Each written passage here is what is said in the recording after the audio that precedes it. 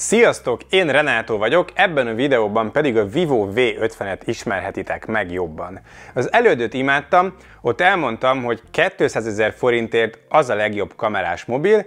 A Zeiss logó az most is ott van a kameraszigeten, viszont egy sokkal magasabb 250 000-es árcímkét kapott, és bár van amiben fejlődött, de visszalépés is van, szóval érdekes a helyzet, az árazását nem igazán tudom hova tenni egy olyan gyártótól, aki piacot akar szerezni, na de hogyha kíváncsi vagy rá, hogy milyen lett az új V50, akkor nézd meg a videót, kezdjünk!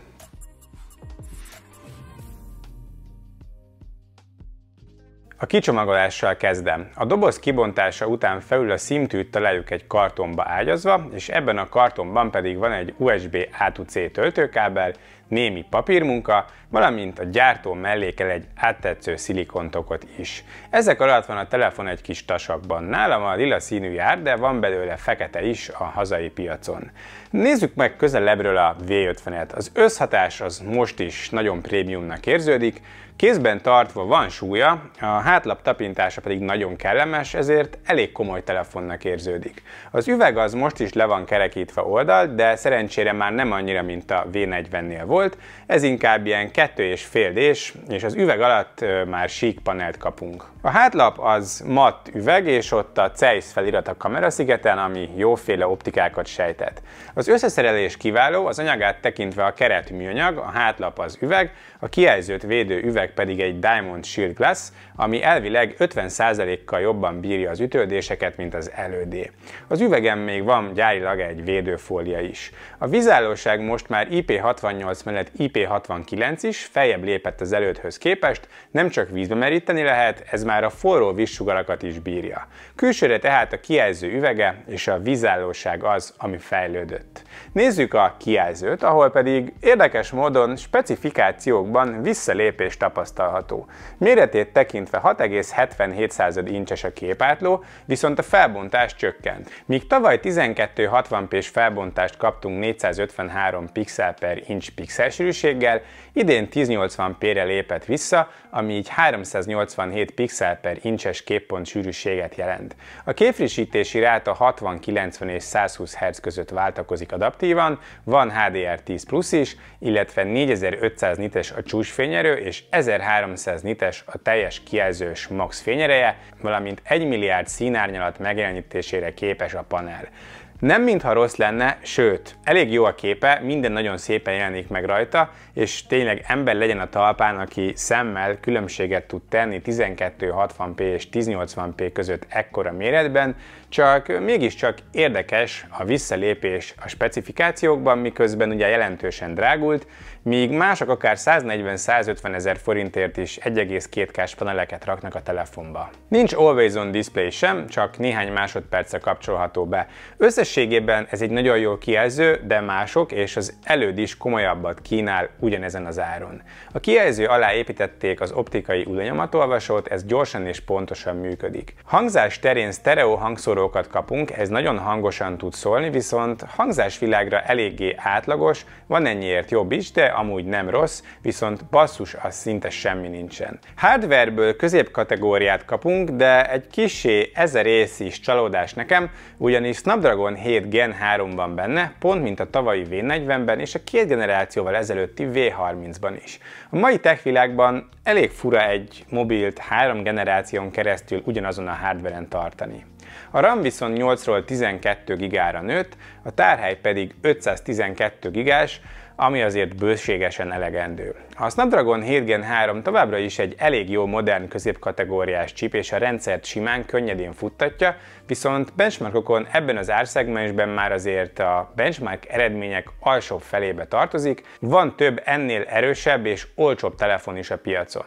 A stresszteszten végig tudja tartani a maximális teljesítményét, közben pedig még csak meleg sem lesz, épp hogy langyos, egy jó nagy párakamrás hűtés gondoskodik ugyanis a chip hőmérsékletéért. A játékokat simán elfuttatja közepes beállításokkal gond nélkül, simán játszhatók vele a népszerű címek. A teljesítmény egy normális, átlagos használatra teljesen korrekt. Adatkommunikáció szempontjából minden van, ami kellhet, Wi-Fi 6, Bluetooth 5.4 és NFC is van, valamint 2 nanoSIM támogatás, továbbá eSIM lehetőség is adott. Az oprendszer egy Android 15 alapú FunTouch felület, ez végtelenségig személyre szabható. Nagyon hasonló az alap Androidhoz, annál sokkal több személyre szabási lehetőséggel, szinte minden szétmoddolható rajta, a mappák is méretezhetők, tényleg van minden. Megvannak a produktivitást növelő multitasking lehetőségek is, osztott kép vagy lebegő ablak, és van intelligens oldalsáv is. Idén már van AI is. Egyrészt a Gemini integrálva van, így megvan az asszisztens és a karikázz és keres funkció is, másrészt van saját AI is. A Galéria app tud törölni képekről oda nem illő dolgokat, ami elég jól működik, valamint a jegyzetek app tud összefoglalni, fordítani vagy hangjegyzeteket leiratozni. Ezek a funkciók tökéletesen működnek magyarul is. Reklámok nincsenek, előre telepített appok is csak a Netflix, a Facebook és a LinkedIn van, ami remek, ahogy a támogatási ígéret is kiváló. 5 év főverzió és 5 év biztonsági frissítést ígérnek mellé, ami tényleg nagyszerű vállalás a középkategóriában. Szoftveres szempontból ez a készülék nagyon király. Az aksi rész is az, 5500-ról 6000 mAh-ra nőtt a telep, és az új szilícium-szén technológiával dolgozik. Normál használattal 2 napos üzemidő is hozható, a PC Mark üzemidőteszten az előd, a V40 az egyik legjobb eredményt hozta, és a V50 még rátette egy lapáttal, és egyelőre ez az abszolút akubajnok nálam. A tölthetőség is egy kicsit gyorsult, 80-ról 90 wattra, viszont ehhez a gyári Vivo Flash Charge adapterre van szükséged, sima PD szabvánnyal maximum 55 wattal tölthető. Gyári töltővel körülbelül 3-4 óra lenne a töltési idő, 55 wattossal PD szabványon 1 óra 1 perc volt nálam a teljes töltés. Vezeték nélküli töltési lehetőség viszont nincsen. A gyártó külön kiemeli, hogy az aksiuk kifejezetten tartós, és 4 év vagy 1300 töltési ciklus után is 80% fölötti kapacitással fog rendelkezni, szóval aksi téren kiemelkedően jó a készülék. És jön a kamerás részleg, amivel tavaly tarolt. A hátlapon van egy 50 megapixeles elsődleges és egy 50 megapixeles ultraszéles, míg a selfie egység is egy 50 megapixeles darab. Gondolhatnánk, hogy ugyanazok a szenzorok, mint tavaly, de nem. A selfie és az ultraszéles az ugyanaz, a fő egység viszont változott. A V40-ben levőt visszacserélték a régebbi V30 szenzorára, az került most bele a V50-be, úgyhogy a Vivo úgy néz ki, jobbnak ítélte a régebbit. De egyébként a selfie és az ultraszéles is a V30-ban debütált, szóval kamera hardware terén ez egy V30, azért ez is érdekes. Viszont most minden 3 kamera optikája és a kalibráció is a Zeiss-től érkezik, ami ugye komoly reputációval rendelkezik a szakmában, és idén már AI képfeldolgozás is segíti a szenzorokat. A hátlapon van egy Aura Light nevű fénykör, ez segíti a megvilágítást, a csúszka segítségével te is beállíthatsz neked tetsző színhőmérsékletet vagy fényerőt a megvilágításhoz. A kamera appban 3 féle színmód érhető el, élénk, texturált és a Zeiss természetes, a fotókat az utóbbiban készítettem. Az appban van még Pro mód is, Superhold és astrofotózás lehetőség, valamint mikrofilm is készíthető, például TikTokra előre beállított presetekkel. Nézzük a fotókat. Nem csalódtam, a fotók most is szuper minőségűek, már-már zászlóshajó szintűek. Remek részletesség, szuper és valósághű színek, valamint kiemelkedő dinamikatartomány jellemzi őket, remek képfeldolgozás mellett nagyon-nagyon jó képek készíthetők vele. Van 2-szeres szenzorzoom lehetőség, minimális részletvesztés megfigyelhető, de a képek így is nagyon jók. A 250 000-es árszinten is top fotók ezek.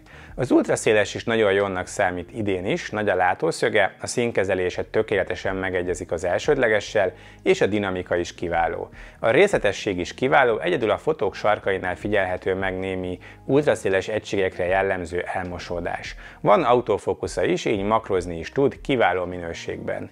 Ultraszéles terén is a legjobbak között van a telefon, a megemelt árszinten is bőven tartja magát. Portrékban most is nagyon ügyes, rengeteg szoftveres lehetőséggel vannak, bokeh stílusok, valamint több fókusztávolság. A fotói nagyon-nagyon jók, remek a háttér elválasztás is, kiválóan teljesít a telefon ezen a téren is. Az 50 megapixeles selfie autofókuszos, ami elég ritka, és kiemelkedően dolgozik. A részletessége top, és a színek a dinamika terén is kiemelkedően jó, egyértelműen kiemelkedik ez a mezőnyből. Éjszaka az elsődleges fotói továbbra is hozzák a kiemelkedő szintet. Színek, dinamika, részletesség, zajkezelés és kontraszt terén is remek szintet képvisel. Kétszeres nagyításban is jók a fotók, egy kis részletvesztéssel. Az ultraszéles is eléggé ügyes, de itt azért nagyobb a különbség az elsődlegeshez képest. A dinamika, a színek, a kontraszt és a zajkezelés kiváló egy ultraszélestől, kiemelkedő szintet hoz. Videózni 4K 30 képkockával lehet az összes kamerájával. Az elsődleges videó minősége kiváló, remek színekkel, kiemelkedő képfeldolgozással és dinamikatartománnyal rendelkezik. A stabilizálás is jól működik, a felvétel nem rázkódik. Az ultraszélesről is csak szuperlatívuszokban tudok beszélni, a felvételei jók. Éjszaka sincs vele semmi gond, az elsődleges jó felvételeket készít minimális zajjal. Az ultraszéles éjjeli videói azért lényegesen rosszabbak, érdemes inkább az elsődlegessel dolgozni éjszaka. Szóval összegzem. Alapvetően a V50 egy nagyon jó, szerethető telefon, tényleg jól sikerült, viszont egy 250 000 forintos árcímkét kapott, míg az előtt bőven 200 000 alatt érkezett meg hozzánk. Hogyha pusztán összehasonlítjuk a kettőt, akkor semmi sem indokolja a 250 000-es árat, ugyanis egy picit jobb kialakítást, jobb üzemidőt kapunk, ezek vehetők észre így a mindennapokban. Minden másban viszont gyakorlatilag megegyezik a kettő, a kijelző felbontása meg még kisebb is lett az újnál. Hogyha az előtthöz nézzük, akkor értelmezhetetlen a V50 ennyiért. Hogyha a konkurensekhez képest nézzük, akkor egyértelműen látható, hogy a Vivo az kiváló és hosszan támogatott szoftvert, mindent verő üzemidőt ad, valamint a kamerás rész az még a megemelt árszinten is az egyik, ha nem a legjobb. Így, hogyha a fotózás a fő cél, akkor ebben az árszegmensben is jó opció a V50, de a többi tulajdonságát tekintve most már ugye nem a 180-200 000-es, hanem a 250 000-es konkurensekkel kell összemérni, és a kamerákon és az üzemidőn kívül azért vannak már ennél komolyabb ajánlatok, mind kijelzőben, mind hardwareben. Szóval itt tényleg az a kérdés, hogy neked mi a fókuszod, hogyha a kamera vagy az üzemidő, akkor mindenképpen megéri feltenni a listádra a V50-et. Illetve kérdés még, hogy az egyetlen operátor, aki árulja, a Jettel a V50-et majd milyen kondícióban fogja árulni, mert akkor viszont előfizetés mellé ugye megint csak más lehet a matek. No meg van egyébként promóció is, ami esetleg segíthet a döntésben. A vivopromóció.hu-n, hogyha regisztrálod a vásárlásod május 18-ig, akkor a készlet erejéig jár mellé ajándékba egy TVS 3E fülhallgató. Nektek hogy tetszik a V50? Írjátok meg kommentben.